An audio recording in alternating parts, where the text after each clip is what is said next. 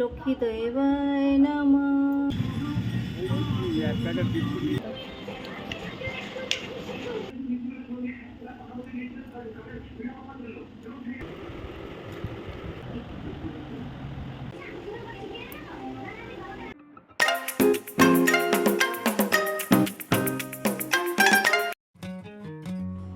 নমস্কার সবাইকে, আমি পিকু।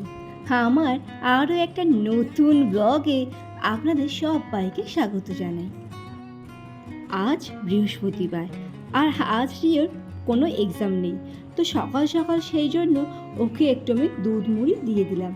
আর আজকে যেহেতু নিরামিষ, তো সকাল সকাল সব কিছু আমি বাসনপত্র থেকে কিচেন সব কিছু বেশ সুন্দর করে ক্লিন করে নিয়েছি। তারপর রিওকে একটু দুধ মুড়ি দিলাম। ওকে কিন্তু আমি ঘুম থেকে সকাল 8টার সময় ডাকলাম। ভাবলাম এই সময়টা সকালে আশিপাশি কাজগুলো সব সেরে নিই, তারপর নিজের জন্য একটু চা নিয়ে বসলাম। রিওকে দিলাম দুধ আর মুড়ি, আর সাথে কিছু আলমন্ডও দিয়ে দিলাম।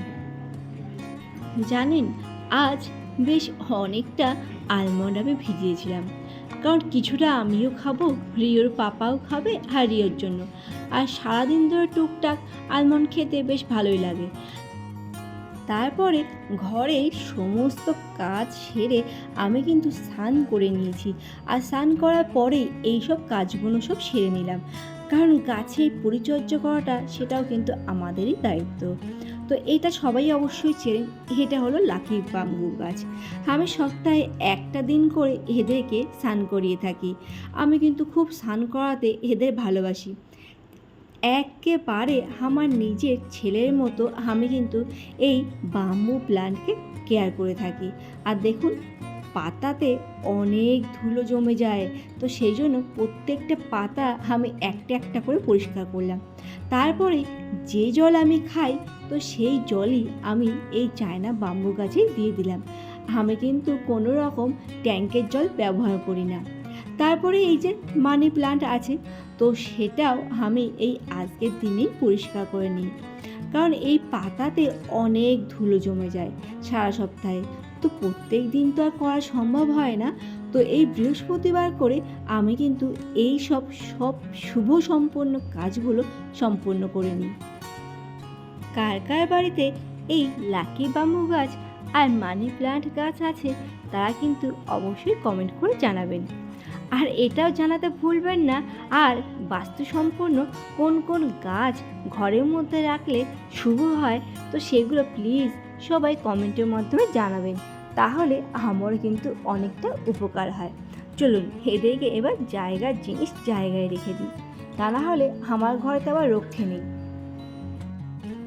এদের যদি আমি ঠিক জায়গায় না রাখি, রিও কখন বল খেলে এই সব গাছের পাতা ছিঁড়ে বসবে তার কিন্তু কোনো রকম গ্যারান্টি নেই। আজ সকাল সকাল আমরা কিন্তু খেয়ে নিলাম ডাল, আলু ভাজা আর শশা কুচি। এই দেখুন আমাদের সকালের মেনুতে আজ কি আছে। আজ প্লেন ডাল আর আলু ভাজা করেছি সকালবেলা। এর বেশি কিছু আমি আর করতে পারলাম না, কারণ একদিকে রান্না করছি আর একদিকে রিওকে নিয়ে বই নিয়ে বসে আছি। কাল যেহেতু ওর এক্সাম আছে, সেই জন্য ওর দিকে তো আগে আমাকে খেয়াল রাখতেই হবে। তারপরে সন্ধে হওয়ার আগে আমি কিন্তু মা লক্ষ্মী মায়ের পুজোটা করতে বসলাম, কারণ এই টাইমটা রিও একেবারেই বই নিয়ে বসতে চায় না। সেই জন্য আমি ভাবলাম ঠিক সন্ধেবেলায় আজকে লক্ষ্মী পুজোটা করে নেব, যেহেতু দুপুরবেলাও পড়েছে, তো সেই জন্য এটাই আমি আমার জন্য উপযুক্ত বলে মনে করলাম। চলুন এবার তাহলে লক্ষ্মী পুজোটা সেরে নিই। আর প্রত্যেক বৃহস্পতিবার লক্ষ্মী পুজো না করলে আমার কিন্তু সারা সপ্তাহ মনটা একেবারে ভালো লাগে না। সেই জন্য যত কষ্টই হোক না কেন, আর সময় সে সন্ধেবেলাই হোক না কেন, লক্ষ্মী পুজো করতে আমি কিন্তু একেবারে ভুলি না। আমার ঘরে যেহেতু আর কেউ নেই লক্ষ্মী পুজো করার মতো, সেই জন্য কাজের ব্যস্ততার মধ্যেও আমি কিন্তু লক্ষ্মী পুজোটা ঠিক সময় মতো সেরে নিই।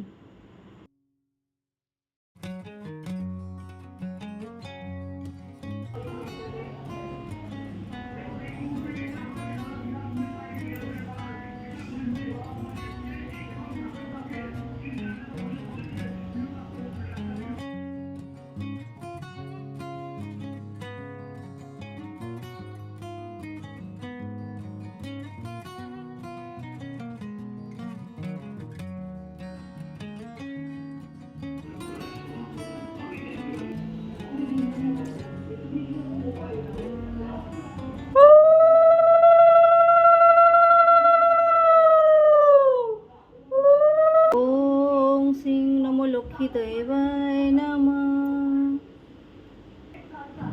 ওং মহালক্ষ্মী বিদ্মহে মহাশ্রীহে ধীমহি তন্নো শ্রী প্রচোদয়াৎ।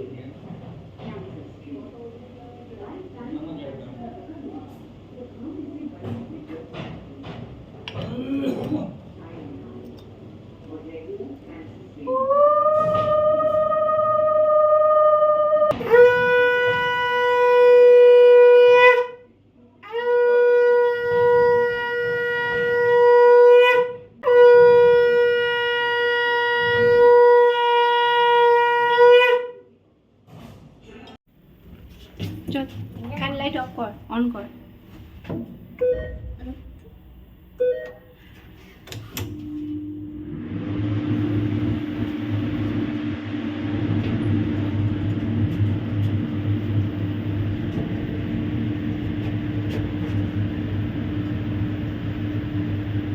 কোথায় যাবে এবার? পার্কে যাবে? পার্কে? তুমি কোথায় যাবে? দাদু তো পার্কে আছে। পার্কে চল। মুখটা অন করে আছিস কেন? মন খারাপ?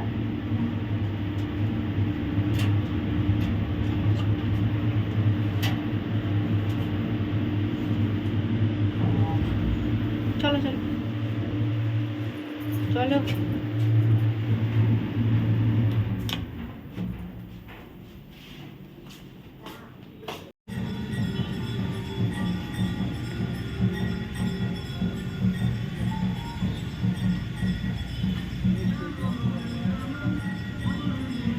কি হয়েছে? হ্যাঁ কি হয়েছে?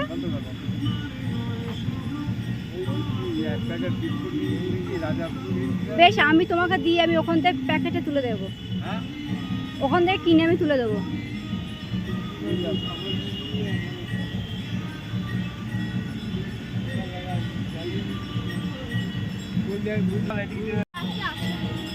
কেন? এই তো বাবা বাড়ি আসবে। বাবা বাড়ি আসবে, রান্না করতে হবে না?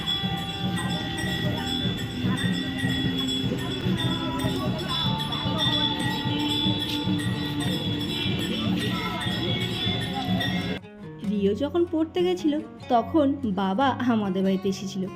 আমরা যেহেতু দুই বোন পাশাপাশি থাকি, তো সেই জন্য বাবা দিদিদের বাড়িতেই এখন বর্তমানে আছে, কারণ বাবা এসছে চোখ দেখানোর জন্য। তো সেই জন্য সন্ধেবেলা বাবাকে নিয়ে একটু পার্কে হেঁটে আসলাম, সাথে রিওকেও টিউশনি থেকে নিয়ে চলে আসলাম। তারপরে আজকে রাতে কর্তামশাই বাড়িতেই খাবে, তো সেই জন্য কি বানাবো, একে তো নিরামিষ ভেবে পাচ্ছিলাম না। তারপরে ভাবলাম একটু শাহি পনির বানিয়ে নিই। আর পনির খেতে আমরা সবাই বেশ ভালোবাসি, তো এখানে বড় বড় পিস করে আমি কেটে নিয়েছি আর একটু বাদাম ভেজে নিয়েছি, মানে ওই চীনা বাদাম।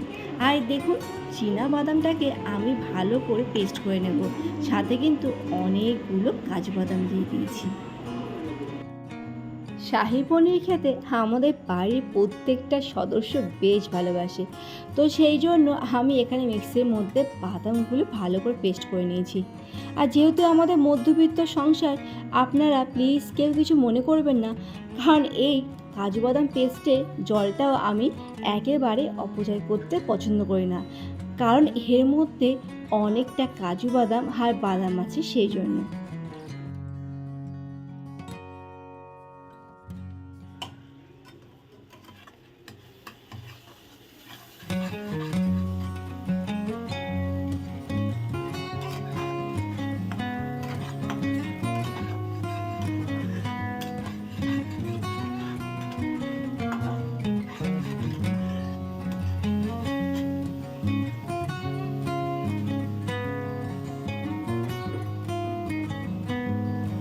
এখন কিন্তু আমি ভালো করে মশলাটাকে কষিয়ে নেব।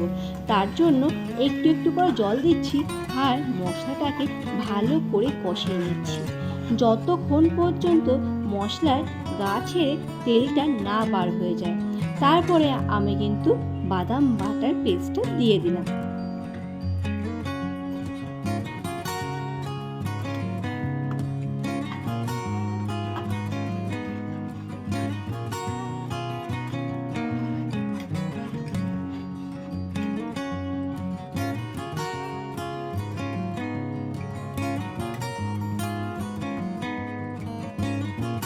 তারপরে একটু নুন মিষ্টি দিয়ে দিলাম আর এবার আমি জল দিয়ে দিলাম।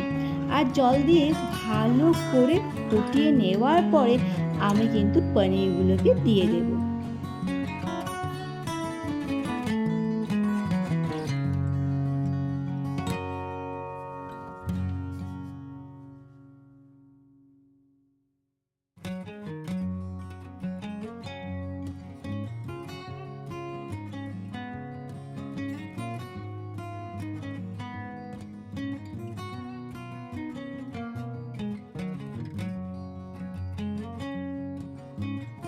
ফাইনালি আমার শাহী পনির একেবারে রেডি হয়ে গেছে। আর দেখুন বেশ অনেকটা গ্রেভি করেছি, কারণ রুটির পাতে গ্রেভি না হলে ঠিক একটা জমে না। আর এই যে কেমন লাগছে আজ রাতের ডিনারটা, সবাই কিন্তু অবশ্যই কমেন্ট করে জানাবেন। চলুন হেই রিওর পাপাকে খেতে দিয়ে দিলাম। আর রিও বলল, মা আমি কিন্তু আজ পাপার সাথেই পাপার পাতে খাবো। আর বসে গেল বাপ বেটা একই থালাতে। এই দেখুন রিও কিন্তু অনেকক্ষণ আগেই রিওর খাওয়া হয়ে গেছে, তবুও বাবার পাত থেকে এক গাল দুগাল ও খেলো। অনেক দিন বেশ ওর বাবার পাতে খাওয়া হয় না, তো সেই জন্য আজও আবার খেলো। বাবা ছেলের এই বন্ডিংটা দেখে কিন্তু আমার বেশ ভালো লাগলো। আজ তাহলে ব্লগটা কিন্তু আমি এখানেই শেষ করলাম। ভালো থাকবেন সবাই।